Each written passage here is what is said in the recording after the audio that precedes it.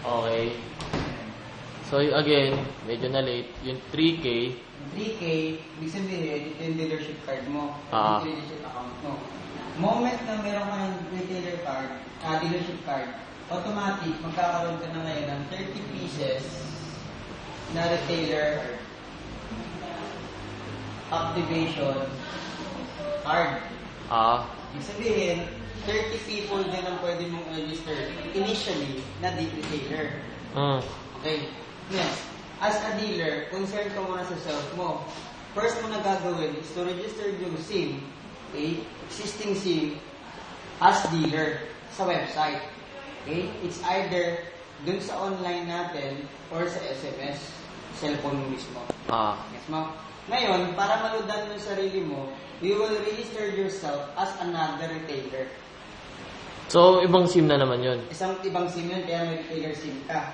Okay? So, dalawang SIM ako. Dalawang SIM ka. Pag dealer mo, tsaka sa dealer mo.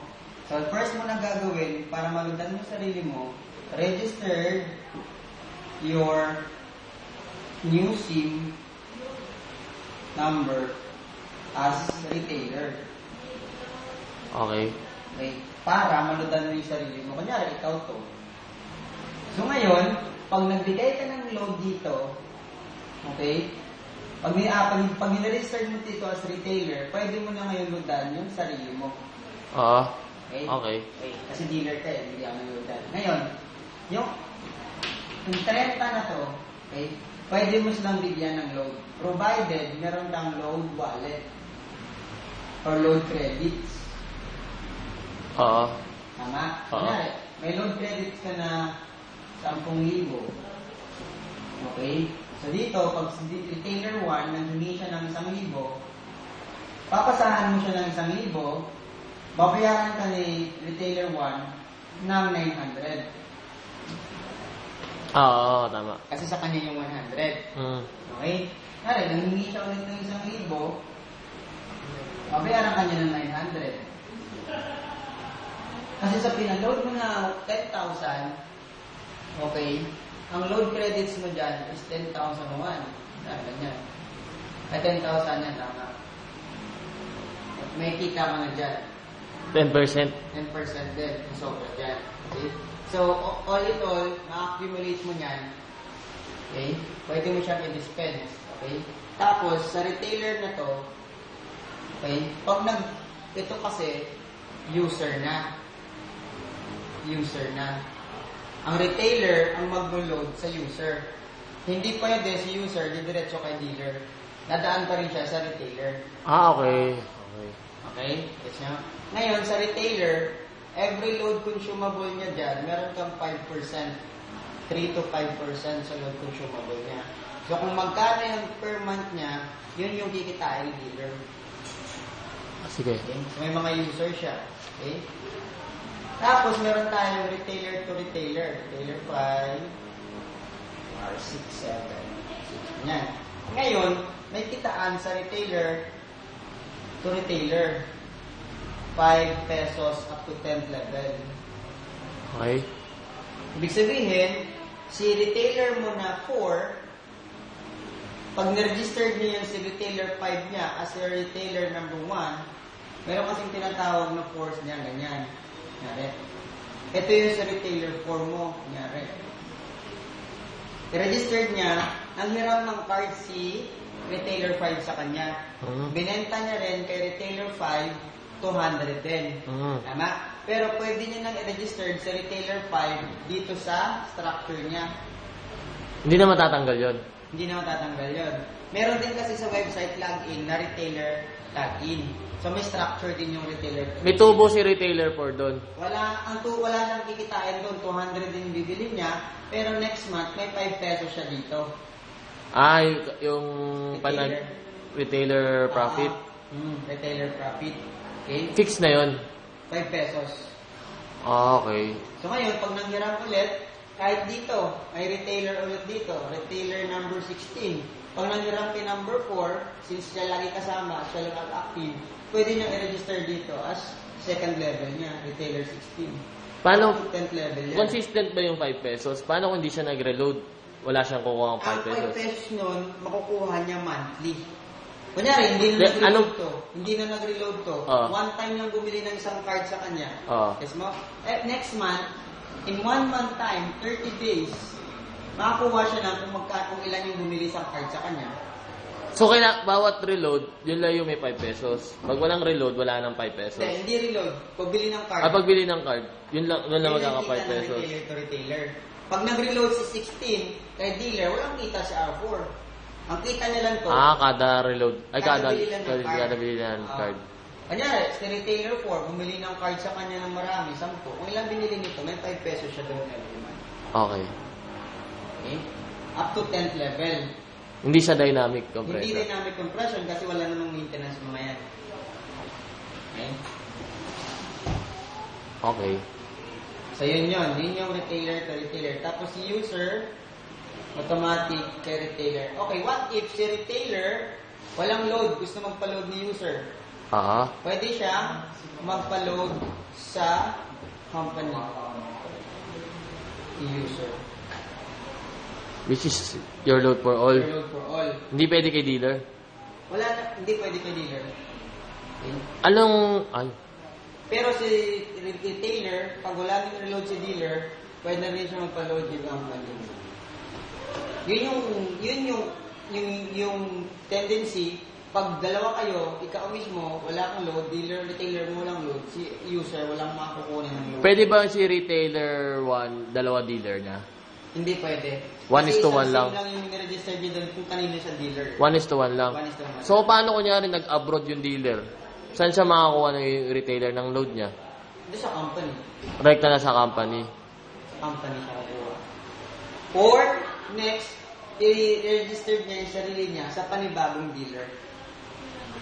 At iba nga bawal nga dalawang dealer, isang retailer? Hindi, yung i-deactivate yung isang retailer niya dito para makaregister siya dun sa panibagong dealer. Okay. I-deactivate niya to. Pwede nga. I-deactivate niya yung retailer account niya mismo? Sa dealer na to na nag-abroad. Para makakabit siya doon sa panibagong dealer na nasa Pilipinas pa. Parang detached lang. Pero same SIM lang. Same SIM. Lang. Yung registration lang kasi doon siya nakakonect. Okay. Next. Hindi. Tapos, si dealer, meron siyang uni-level ng 5 pesos ulit sa retailer niya. Hindi pa rin dynamic compression? Hindi pa rin kasi nga wala tayong loading, wala tayong maintenance. Hanggang umabot ka ng 10th level, may 5 pesos si retailer. Okay. Dealer pala. Okay. Dealer to dealer, may 10 pesos. Dealer to dealer, meron ka dyan 10 pesos. Uni-level. One dealer, pwedeng multiple dealers? Oo, pwede. Kasi mag-upgrade naman tong retailer sa dealer eh. Pag nag-upgrade to, meron ka kaagad 1-4. 1-4. So, one dealer, multiple dealers. One dealer, multiple retailer. Pero one retailer, one dealer lang. One dealer lang. Okay.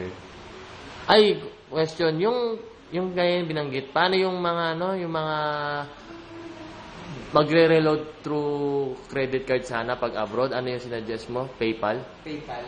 PayPal to PayPal? PayPal sila magre-reload. Kasi sa atin, sa website natin, transfer load. Parang, parang pa sa load lang din yan. Transfer load. Okay. Hindi. Kunyari, replenish ba yung nakalagay doon? Or reload. Pag-click nila yan, meron kasing portal, meron kasing link to na pag nag-reload ka ng load wallet mo, pag-click mo dito, pupunta ka sa PayPal sa abroad. PayPal yun. Wala silang makikita ang 7-Eleven tsaka Emilware ang bangko. Pag na-detect ng website na hindi sa Pilipinas yung domain, sa PayPal sila mag-reload. Pero local currency nung bansa na yun, di ba? So, tatansyahin na lang nila kung magkano. Forex na bahala doon. Forex na bahala doon. Forex na bahala doon. Okay. Yun. Tapos, seconds na ma-receive na yung pinareload. Load wallet lang naman yan, di ba? Load wallet to. Pero magre-reflect yan more or less mga 5 minutes sa load wallet mo. May delay yan eh, pag-reloading. Kasi be-verify pa yan yung laman ng bangko, kaya PayPal, bago i-credit sa'yo. Verification stage pa yan eh. Okay. May verify pa yan. Tanong ako, nakalimutan ko. Ako, Marl. Sundan mo. Pero ano tawag dito? From OFW to ay from ayun nga pala, OFW to Philippines. Tapos loloadan ni OFW. 'Di ba naka-roam kunyari si OFWA? Loloadan niya si OFWB, kapitbahay niya. Ano? Doon din sa same na bansa. Oo, same. Mas hindi same na bansa. Pwede ba 'yon? Hindi, ang gagamitin natin dito, yung international loading natin. So dapat yung OFW pag mag-load kapwa OFW sa isang bansa lang. Kung UAE lang. Kasi nga, wala yung server dun eh. Dito naman server sa Pilipinas eh. So yung transaction nila, dun umiikot sa server nun, ng bansa na yun. Ah, okay. Diba? So within ngayon, country to magagaling country pa rin lang. ang load sa Pilipinas. Diba? Magagaling pa rin dito sa atin. Pero, kasi. Yan. Kung si OFW, nagkaroon sa, kunyari, si dealer ng Your Load for All, ginawa niya to as retailer ng international loading natin. Gets? Pwede na ngayon to magpa-load dun sa kapwa niya. Yan yung next up innovation, next upgrade. Global yun. So, yung Your Load for All natin, madadagdagan pa ng international loading talaga. Na pwedeng bansa to bansa. Ngayon, si OFW, pero walang payout to international loading ang cash mo in a form of load. Dadami yung load mo. Okay. So, okay. Saan na natin pag-usapan para hindi na malito yung walang payout kasi wala namang recruitment yung mangyayari dyan, Brad eh. Dispense ng load lang yan eh. May minimum ba sa PayPal na magkano na ibabayarang load wallet? Sa PayPal, hindi ko sure kung 30 pesos. 30 pesos na sa Minimum local currency nila, bahala na. $0.75 siya. Mo USD. Yung USD. Okay. Sige. Yan yung next platform natin. Ito yung next integration natin. Yan yung abangan Kasi natin. nga, ang server natin nasa Pilipinas, tama? Pero pag ginamit natin yung international loading, ang server nila, bawat bansa. Yan na yung hindi load central yung partner natin. Global na yun. Global. Kung naalala nyo yung gateway na sinasabi Wala akong namin, gateway. tayo na may gateway mismo, diba? Walang gateway yan. Yung global. International loading. Okay. Ang nangyayari niyan, di ba si OFWC, wala namang gateway yan. Diretso yan. Si Globe, si Sun, taka si Smart, automatic. Ito, pag nag-request ng load si B kay A, automatic yung Globe, Sun, taka Smart ang magpapadala kay B. Okay. Wala na silang dadaanan. So, ang recommend din, pag OFW gusto mag-reload, ay maging dealer, kailangan G-roam. Naka-roaming. Global loading na dapat ang bilang. Ang recommended Globe. Globe.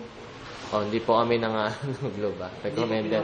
Pero mas mabilis yun. Okay. Yan yung loading natin. Kasi, sa Your Load for All, si Load Central kasi, kaya niya mag-load doon, pero, mas malaki, kunyari, 30 pesos lang ipapaload ng kapitbahay niya, mas malaki ang bawas dito kay A. Mas maigi, wala na siyang kikitain doon kasi nga may bawas. Yan na yung darating na 1:1 yung texting. Tama? Yun na yun. Kunyari, meron tayong Singapore, Philippines, pabalik, palabas, Piso lang. 1 piso lang. Shit! Parang nandito lang din siya sa local. Pati tawag, ganun din. Call Wala rate. sa tawag, text lang. Text pa lang. Okay. Pero, normal nun kasi 15 pesos eh. Mahal eh. Ito ngayon, Nakatatamad daw mag-reply eh. Unti-unti natin yung Asia. Singapore, Philippines lang muna. Asia muna tayo. Singapore, Philippines na muna. Singapore, Philippines lang. Grabe lang. Marami kami kadaan ng Singapore. Mga IT. Singapore lang. Puro lahat ng IT. Puro colleagues ko dati. Piso lang, Brad. Pwede sa ngayon Pwede naman Singapore. Magkaroon ng dito, chat, text me. Singapore, pwede sila mag-check. Grabe naman. So may tanong ka pa, pre? So ang pwede magbayad as a dealer on bangko, tama, bank deposit, office,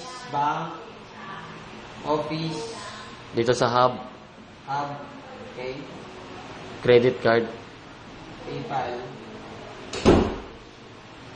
credit card. Ayun, magre-reload lang ng wallet, Or galing virtual fund, Brad, pwede. Virtual fund. Ito yung pwede reload. Okay.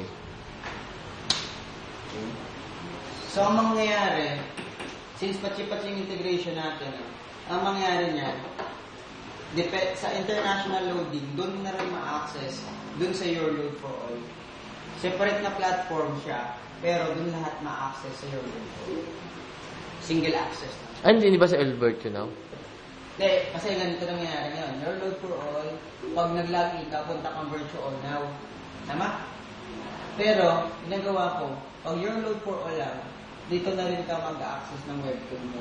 Kasi ito, carry niya lahat. Your name for free, YDFF, Your Load for All, tapos lahat. Pero, since parang maganda yung interface, na hindi na kasi magugulat siya bakit siya pumunta ng virtual eh. So, pina-interface ko na lahat sa Your Load for All. Okay. Para pag login ko, ang makikita kong logo, isa lang, Your Load for All lang. Pero, sa loob ng Your Load for All, may maliit ka na tab dyan para i-access mo yung virtual now. Okay. Yung portal mo yan, maliit na tab. Parang Google pa rin. Same pa rin makikita mo sa Your Load for All. Nilabas mo lang yung si Google Plus, Tapos, meron pa akong pinapa-interface sa virtual now to Kung virtual now yan, kung dito yung account mo, kunyari, version France, nandito na rin yung Facebook account mo, nandito na rin yung Twitter mo. Mas madali na Para instance saanin ka sa Twitter mo. Toolbar, kumbaga toolbar. May toolbar ka na. Restricted siya, kumbaga hindi magagamit ng iba. Kung ano yung sabi mo dito, kunyari, kailangan mag-login muna sa virtual now. Tapos palalagyan ng isang tab ng Facebook address mo. Dito humugot ang server para sa data na to. Okay. Ngayon, kung naglagay ka ng Facebook address mo, pag click mo ng tab na to, automatic magsasign in ka sa nilagay mo dito na your Facebook address. Okay. Data is secured, hindi gagamitin ng Your Load for All. Ang password mo at yung okay. May written terms and condition na hindi gagamitin ng Your Load for All ang data mo. Kaya virtual. Sige. Meron mas maganda, mas madali ka mag-access. Paano pag Isang browser na lang gagamitin mo. Punta ka doon. Hindi ka na mag-open. May na-miss out ba tayo? Wala naman Yan ay pinaka-technical training din, diba? At saka lalabas din to na manual guides. Yun yung kasama sa package. Yung pinag-isipan, pwedeng kasama sa package or kahit kung bibili nyo na 5 piso, wala naman problema. So, i-distribute na lang kung ano. Startup manual yun, para guide. Kahit soft copy, kunyari sa mga abroad. Kahit soft copy, libre soft copy. Pero kung print copy, may cost yun. Sa abroad tsaka sa mga province. Soft copy. I-copy pa rin siya. I-e-book na lang. I-book na lang, i-articles na lang. Okay. Yeah. Development na. Sige. Ayos. Wala na akong tanong. Si retailer, di pwede mag-load kay dealer, no? Hindi ba? Baliktad naman yun. Hindi pwede.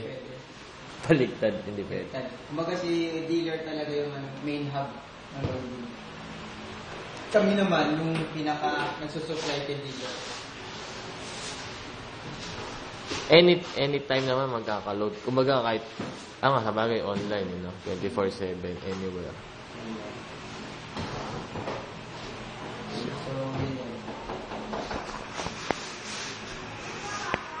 Ayun.